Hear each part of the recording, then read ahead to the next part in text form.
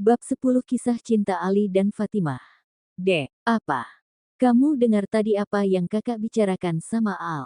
Anggap aja enggak, jawab Fatimah kesal. Hafiz mengacak-acak rambutnya. Tak lama setelah sholat maghrib dan berbuka, Fatimah beserta Abi dan Uma pun pulang. Arafah dan Fatih juga ikut pulang ke rumah Abi. Besok pagi mereka baru kembali ke pondok. Uma, Fa ke kamar dulu ya. Ya udah istirahatlah, anak Uma ini pasti kelelahan. Entah kenapa rasanya gak nyaman karena sedari tadi Fatih yang dibahas Iqbal dan Iqbal. Dan Hafiz yang dibahas Alfian dan Alfian. Saat Fatimah sudah menutup pintu kamarnya, Abi pun buka suara. Abi tahu arah pembicaraan Fatih kemana, tapi Abi tidak pernah menjodoh-jodohkan anak-anak Abi. Abi hanya bisa memberi penilaian, semua kembali ke yang menjalani. Biarkan semua berjalan sesuai rencana Allah. Uma buka suara. Ra, Adam tidurkan di kamar. Dia nampak kelelahan, lanjut Uma. Iya Uma, mulai lasak dia sekarang. Udah mulai mau telungkup, jawab Arafah. Cucu Uma ini pinter dan soleh, sambil memberi ciuman kepada sang cucu. Jadi besok udah pulang ke pondok? Tanya Abi. Arafah pengennya masih di sini Uma, tapi biar besok Mas aja yang ke pondok. Kalian di sini aja dulu, sepertinya Uma masih sangat merindukan Adam. Arafah senang mendengar kata-kata sang suami lalu memeluknya. Abi dan Uma tersenyum bahagia melihat keharmonisan mereka. Ting, bunyi notifikasi handphone Fatimah. Assalamualaikum warahmatullahi wabarakatuh Fa, pesan dari Alfian. Kak Al, bales gak iya? Fatimah ragu untuk membalas chat itu.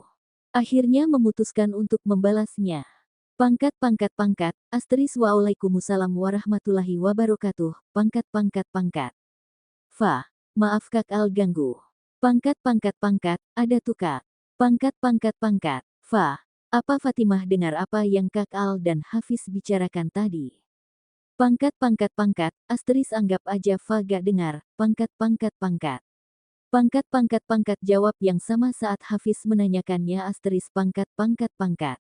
Ya Allah Fa, berarti kamu dengar, gerutu Alfian membaca balasan dari Fatimah. Pangkat, tinggalkan yang meragukanmu lalu ambillah yang tidak meragukanmu. Pangkat, Hari Tirmidzi, An-Nasai pangkat. Pangkat, hadis ini Hasan dan Sahih Kak, pangkat. Pangkat, jadikan itu pedoman dalam engkau menentukan pilihan, pangkat. Fatimah lagi dan lagi membalas chat Alfian, sedangkan Al masih terpaku pada balasan chat yang Fatimah kirim. Kakak tidak ragu, pangkat, tapi bimbang. Resah.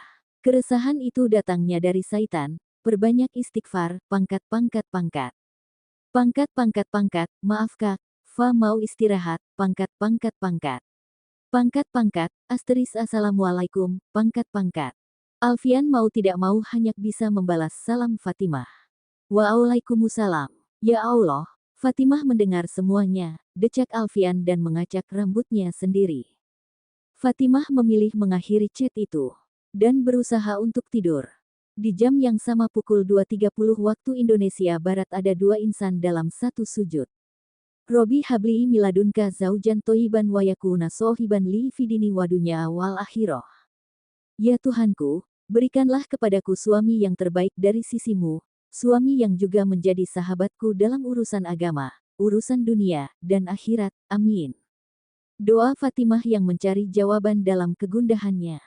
Robi habli miladunka zaujatan toibah ahtubuha wa atazawaju biha wa takunu sohibatan li fidini wadunya wal akhirah.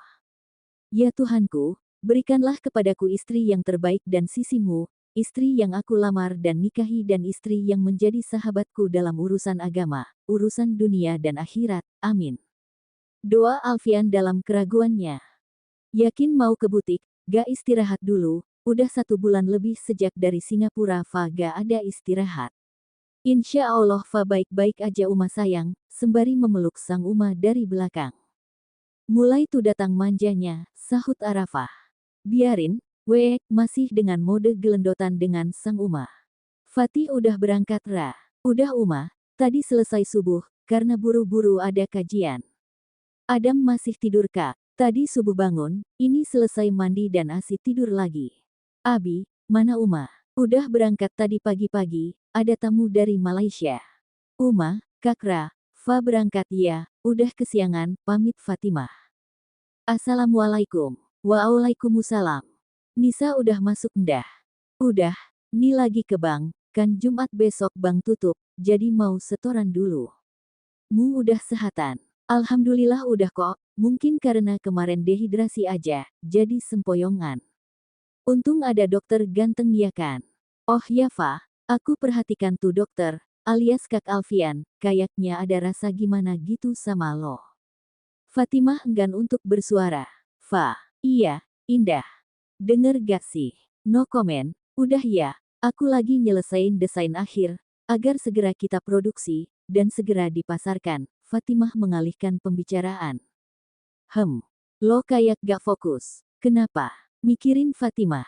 Kita kedatangan dokter dari Malaysia Al, lo harus tepiskan urusan pribadi, lanjut Hafiz. Iya gue tahu kok, dokter, Aditya, Hafiz dan Alfian beserta beberapa dokter pun segera menuju ruang rapat, mereka kedatangan dokter spesialis bedah dari Malaysia. Banyak yang mereka perbincangkan, mengenai fasilitas kesehatan, penanganan, dan lainnya. Perbincangan ini untuk menjalin silaturahmi antar dokter juga, dan berakhir menjelang sholat zuhur. Fis, gue balik duluan ya. Kok buru-buru kenapa? Ada yang harus gue urus. Aneh tuh anak, tumben, biasa walaupun jam kerja selesai, gak pernah buru-buru pulang, gerutu Hafiz. Alfian sudah berapa tepat di sebuah gedung yang bertulisan Faza Boutique. Ya di mana lagi kalau bukan di butik milik Fatimah. Bismillah, ucapnya sembari membuka pintu butik. Assalamualaikum, ada yang bisa dibantu Pak? Belum sempat menjawab sudah ada yang menyapanya.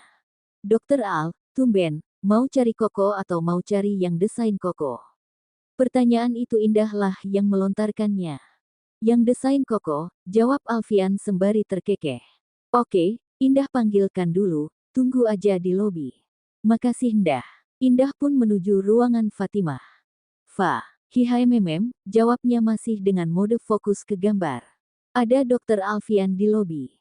Kak Al, ngapain? Sama Tante Syafitri. Sendiri. Buruan temuin, mungkin ada yang penting, jawabnya lalu meninggalkan Fatimah yang masih terheran-heran. Assalamualaikum, salam Fatimah. Waalaikumsalam. Maaf kalau kakak tiba-tiba datang gak ngabarin, lanjut Alfian. Ada keperluan apa ya kak? Sama Tante Syafitri. Tanya Fatimah canggung dan bingung juga. Bunda gak ikut, Kak Al sendirian. Fa panggil Indah dulu ya, gak enak kalau cuma berdua. Fa, kakak tahu Fa canggung dan gak biasa ngobrol berdua sama laki-laki yang bukan mahram, tapi ada yang mau kakak bahas, cukup kita aja, bisa.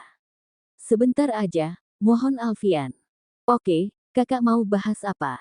Jawab Fatimah sembari mengambil posisi duduk di depan Alfian. Soal, Alfian kembali terdiam bingung memulai dari mana. Soal apa? Tanya Fatimah pura-pura gak tahu. Fa udah dengar semuanya apa yang Kak Al dan Hafiz bicarakan, Alfian membuka pembahasan. Kan Fa udah bilang Kak, anggap Fa gak dengar, jawab Fatimah datar tanpa berani menatap orang yang sedang mengajaknya bicara.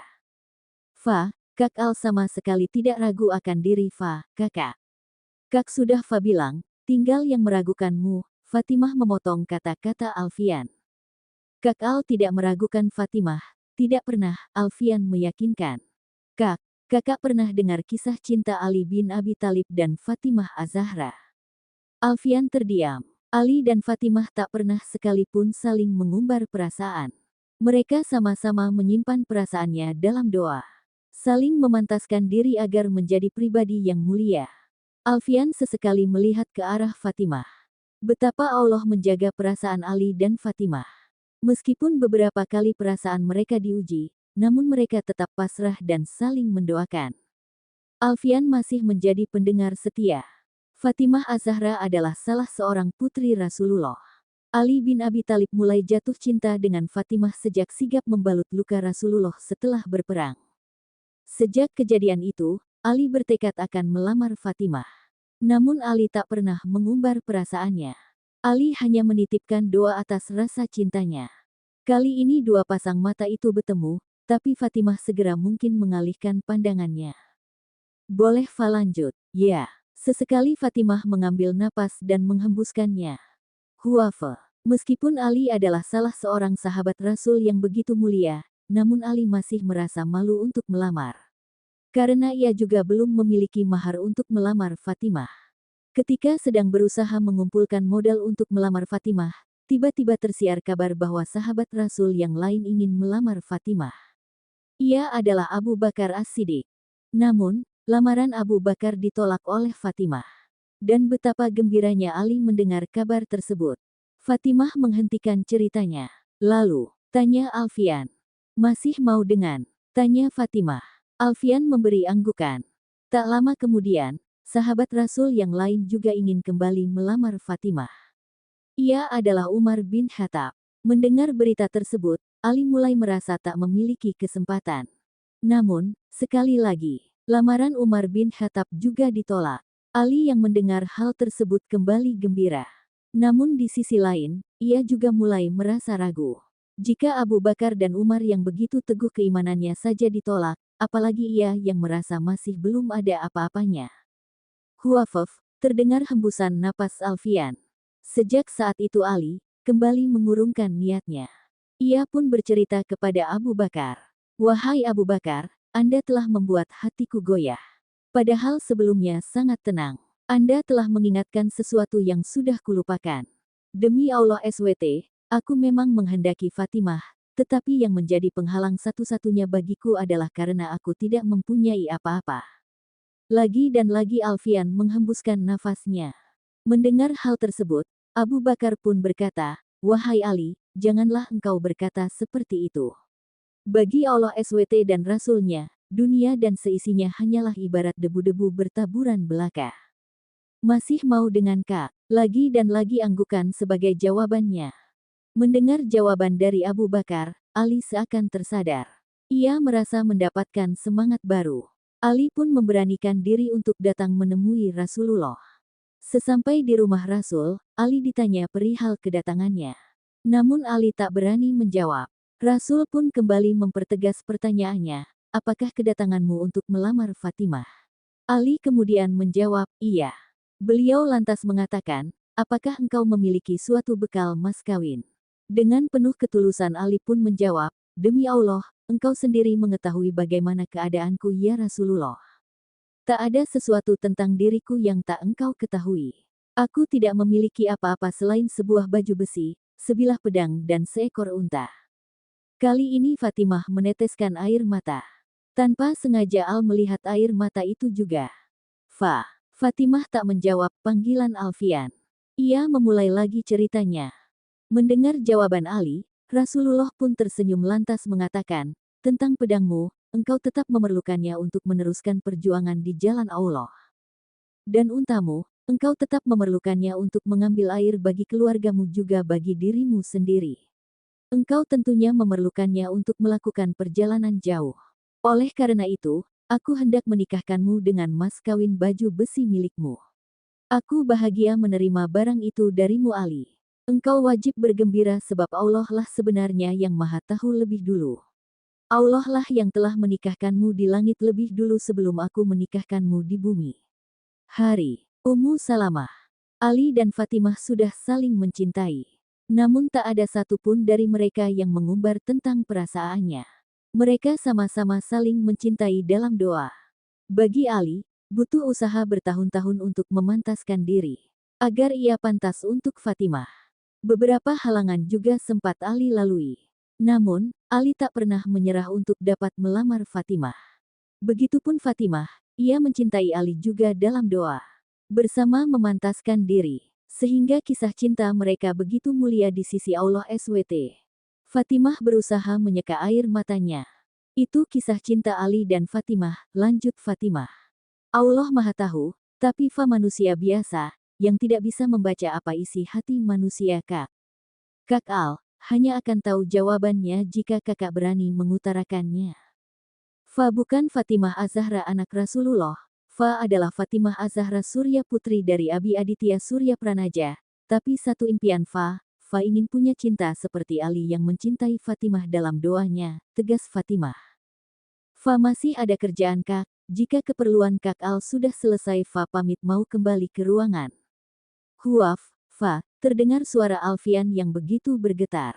Aku tak akan bisa menjadi Ali bin Abi Thalib, tapi satu hal, engkau wanita kedua yang namanya selalu kusebut dalam doa setelah Bunda, ucap Alfian dengan gejolak yang tak bisa diutarakan. Air mata itu pun seakan ingin tumpah namun ia tahan.